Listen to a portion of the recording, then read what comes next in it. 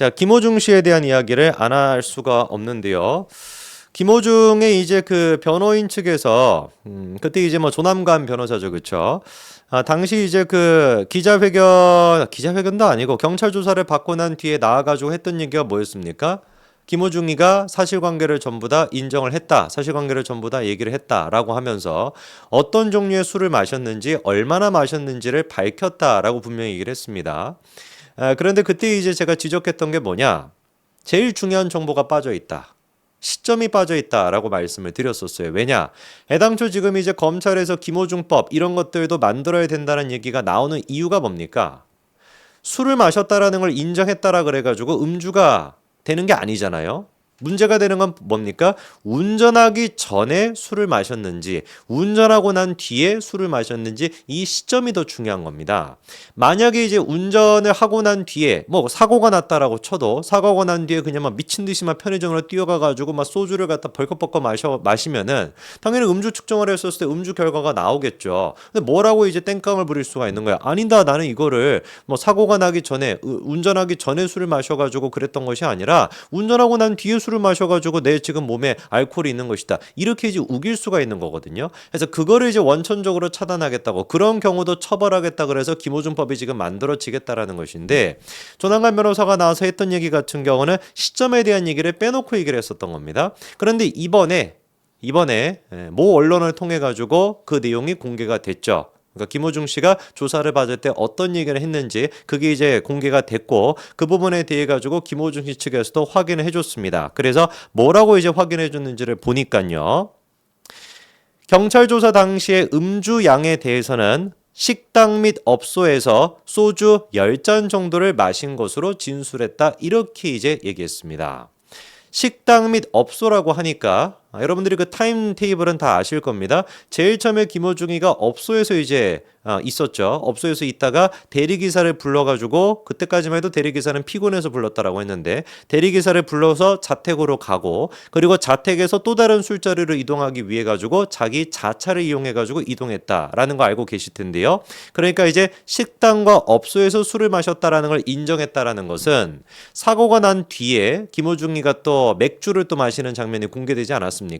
그것 또한 마찬가지로 아까 말씀드렸던 꼼수를 부리기 위한 것이었던 것 같은데 그거는 이제 영상을 통해 가지고 확인이 되다 보니까 그거는 포기하고 김호중 측에서도 음주 운전을 인정을 했다라고 볼 수가 있죠. 운전하기 전에 소주 10잔 정도를 마셨다라는 겁니다. 자, 그러면은 10잔 정도를 마셨다라고 지금 이제 진술했는데 문제가 되는 게 뭐냐면 10잔 정도를 마셨다라고 해가지고 그게 정말 이제 그 혈중 알코올 농도 0.3%가 되냐 안 되냐 이거는 또 다른 문제입니다. 그러니까 술을 마셨다라고 할지라도 0.3%가 안 넘으면은 음주운전으로 우리가 또 처벌이 안 되잖아요. 그러다 보니까 10잔 정도라고 얘기한 것도 약간 좀 고도로 계산이 돼 있는 거 아닐까라는 생각이 듭니다. 뭐 예를 들어 가지고 어떤 사람 같은 경우는 뭐 한 잔만 마셔도 취할 수도 있지만 이 체격이나 신체 그 조건에 따라 가지고 10잔 마셔도 멀쩡한 사람이 있을 수도 있거든요. 김호중 씨 같은 경우는 풍채로 생각해 봤었을 때는 이 10잔 정도 마셔도 제가 보기에는 안 걸리지 않을까 싶기도 한데 나중에 이게 또 재판에 가가지고 또 실험을 해볼 수도 있기는 있을 것 같습니다. 근데 이제 이 음주 여부를 떠나가지고 김호중 씨 측에서 왜 그러면 도대체 이거를 인정했을까라고 하는 부분을 생각해 본다면은 음주를 떠나가지고 사실상 김호중 씨가 구속이 될 가능성도 굉장히 높기 때문에 그렇습니다. 그러니까 음주운전이 확인이 안 된다라고 해도 지금 상황까지만 봐도 법원 판단에 따라서 구속 여부가 결정될 가능성이 굉장히 크기 때문에 제가 보기에는 조금이라도 내가 반성하고 있다라고 하는 모습을 보여주고 싶어가지고 소주라는 것도 인정하고 10잔이라는 것도 인정했다라고 보거든요. 잘 아시는 것처럼 경찰 같은 경우는 김호중 씨에 대해 가지고 특정범죄 가중처벌법상 도주치상 혐의를 적용을 했습니다. 요거 같은 경우는 음주가 아니죠, 그렇죠? 그러니까 뺑소니 등등을 통해 가지고 이제 혐의를 지금 이제 한 상태이고 구속영장 신청을 냈습니다. 요것도 이제 제가 좀 정리를 해드릴 필요가 있는데. 구속영장 같은 경우는 청구를 하기 위해서는 누가 청구를 하는 거냐면 검찰이 청구를 하는 겁니다. 구속영장 청구는 검찰이 하는 거고요. 신청은 경찰이 하는 겁니다. 그러니까 이게 단계가 이제 어떻게 되는 거냐면 경찰에 일단 구속영장 신청을 하고요. 그 내용에 대해서 검찰에 일단 확인하고 난 뒤에 구속영장을 청구하게 됩니다. 법원으로. 법원에서 같은 경우는 이제 영장실질심사라고 하는 게 열려가지고 법원에서 이제 이 사람을 구속을 시킬지 말지, 즉 구속을 시킨 상태에서 재판을 받게 할지 말지가 이제 결정이 되게 된다는 거예요. 그래서 이제 강남경찰서에서 먼저 오전 11시 15분쯤에 구속영장 신청을 했습니다. 세 사람에 대한 김호중 소속사 대표, 소속사 본부장, 이 본부장이라고 하는 사람이 메모리 카드를 이제 먹어버렸다라는 거 아닙니까? 나중에 한번 만나면 여쭤봐야 될 것 같아요. 그 맛있었는지. 미쳐도 이렇게 제대로 미칠 수가 있나. 세 사람에 대한 구속영장 신청을 했고요. 그리고 같은 날 오후 5시 35분쯤에 검찰에서도 구속영장 청구를 했습니다. 그러니까 검찰이 보기에도 구속 여부가 필요하다, 구속이 좀 필요하다라고 판단이 됐다라고 우리가 볼 수가 있는 것이죠. 그렇게 해가지고 이제 구속 여부는 24일에 이제 결정이 되게 될 것 같은데, 많은 이제 변호사들 같은 경우는 구속이 될 가능성이 크다라고 보고 있고, 저 또한 마찬가지로 구속이 될 가능성이 좀 더 높다라고 생각이 듭니다. 왜냐면은 처음부터 그냥 아싸리 그냥 경찰 조사를 받을 때부터 소주를 마셨다라고 인정하고 10잔을 마셨다라고 인정했으면은 구속이 안 됐을 것 같아요. 왜냐면은 워낙에 이름이 알려져 있는 사람이다 보니까 법원에서 보기에도, 경찰이 보기에도 이 도주에 대한 가능성이 별로 없다라고 판단했을 거거든요. 그런데 진짜 이렇게 조직적으로 뭐 메모리 카드를 뭐 3개를 갖다가 먹어버리고, 하나를 먹었다라는 것도 기괴한데 막 3개를 먹어버리고, 그리고 이제 뭐 또 옷을 입혀가지고 대리 조사를 받게 하는 이 모든 과정을 생각해 봤을 때 제가 보기에는 법원에서도 굉장히 증거인멸에 대한 가능성이 높다라고 판단하고 구속시킬 여부가 굉장히 높아 보입니다. 눈에 띄는 것 같은 경우는 이런 지금 절체절명의 위기 순간에서도 김호중 씨가 공연을 강행하겠다라고 하는 입장을 보여주고 있거든요. 처음에 같은 경우는 6월 공연까지도 강행하겠다라고 하는 반응을 보였다가 이제 그 24일로 영장 이제 실질 심사가 열리다 보니까 6월 공연까지는 이제 강행할 수가 없고 24일 공연을 끝으로 해가지고 자숙하겠다라고 하는 식으로 약간 입장을 바꾼 상태입니다. 그런데 제가 보기에는 24일 공연 같은 경우도 현실적으로 좀 힘들어 보여요. 왜냐면은 이게 이제 그 24일 날 00시부터 시작해가지고 낮 12시부터 시작해가지고 영장 실질심사가 열리게 되는데, 그러면 아무리 이게 빨리 이게 진행이 된다라고 해도 금방 나오지는 않을 것 같은데, 공연이 지금 보니까 8시 시작이라고 하거든요. 24일 8시. 그러면 뭐 영장 실질심사 받고 난 뒤 이때 만약에 구속이 결정되면 바로 구속이 돼버리는 거고, 만약에 이제 그 구속이 안 된다라고 해도 시간적인 물리적인 걸로 봤었을 때 8시 공연에 가는 거는 불가능해 보입니다. 근데 이렇게까지 끝까지 이거를 좀 유지하겠다라고 하는 이유는 누가 보든지 간에 돈 때문인데, 또 뭐 그 소속사 측에서는 돈 때문은 아니라고 해요.